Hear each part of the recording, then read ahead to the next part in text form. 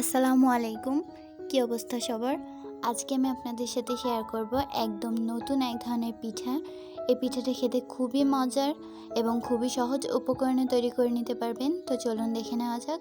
প্রথমেই আমি এখানে চালের গুঁড়ো দিয়ে দিয়েছি 3 কাপ এবং লবণ দিয়েছি স্বাদ মতো। চিনি দিয়ে দিচ্ছি হাফ কাপ। এরপর আমি এখানে দিয়ে দিচ্ছি খেজুরের গুড় হাফ কাপের মতো। এরপর দিয়ে দিচ্ছি নারকেল কোরানো। এখানে আমি 1 কাপ নারকেল নিয়ে নিয়েছি। এখানে অর্ধেকটা দিয়ে দিয়েছি, বাকি অর্ধেক আমার পরবর্তীতে লাগবে।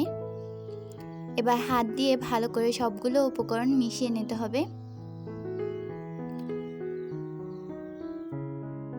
এরপর আমি এর মধ্যে অল্প অল্প করে লিকুইড দুধ দিয়ে দিচ্ছি। দুধটা জাল করে নেওয়া আগে থেকে। দুধ দিয়ে হাত দিয়ে ভালো করে মেখে নিতে হবে।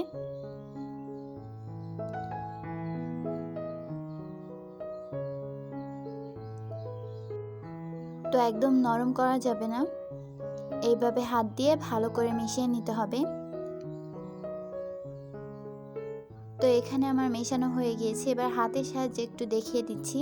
এইভাবে মুঠ করে নিতে হবে। যখন দেখা যাবে যে এরকম মুঠ হয়ে যাচ্ছে, তখন বুঝতে হবে যে আমার মিশ্রণটা রেডি।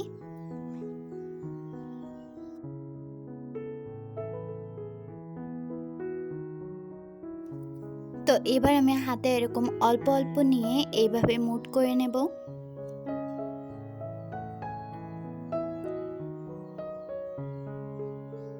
তো দেখতেই পাচ্ছেন শেপটা কেমন হয়েছে। এরকম করে আমি সবগুলো পিঠা তৈরি করে নেব। আপনাদের বোঝার সুবিধার্থে আমি আরও একটা পিঠা তৈরি করে দেখালাম। তো এবার আমি একটা পাত্রে এখানে আমি 1 কাপ পরিমাণ পানি দিয়ে দিয়েছি এবং লবণ দিয়েছি স্বাদ মতো। এবার আমি এখানে কিছু গরম মশলা দিয়েছি, যেমন তেজপাতা, দারুচিনি এবং এলাচ। এরপর এখানে আমি 1 কাপ গুড় দিয়ে দিয়েছি। এখানে আমি খেজুরের গুড় দিয়ে দিয়েছি এবং চিনি দিয়ে দিচ্ছি হাফ কাপ। এবার আমি এর মধ্যে দিয়ে দিচ্ছি হাফ কাপ নারকেল কোরানো। তো অনেকেই বলতে পারেন যে নারকেলটা কি দেওয়াই লাগবে? হ্যাঁ, অবশ্যই দেওয়া লাগবে, কারণ নারকেলটার কারণে পিঠাটার অন্যরকম একটা ফ্লেভার আসবে। তো নারকেলটা দিয়ে ভালো করে নাড়াচাড়া করে মিশিয়ে নিতে হবে। এরপর আমি এর মধ্যে দিয়ে দিচ্ছি 2 কাপ লিকুইড দুধ। এই দুধটাও আগে থেকে জাল করে নেওয়া ছিল। তো দুধটা দিয়ে ভালো করে আবারও নাড়াচাড়া করে মিশিয়ে নিতে হবে।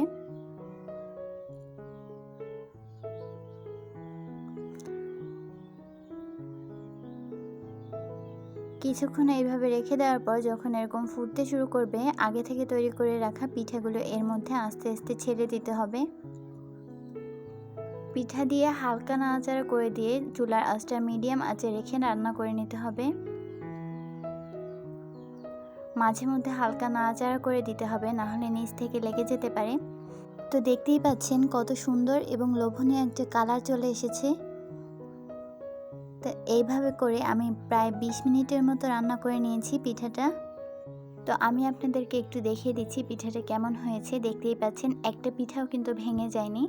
তো আজকে এই পর্যন্তই। রেসিপিটি কেমন লাগলো অবশ্যই কমেন্টে জানাবেন এবং ভালো লাগলে ফ্রেন্ডস অ্যান্ড ফ্যামিলির মাঝে শেয়ার করে দিবেন। আল্লাহ হাফেজ।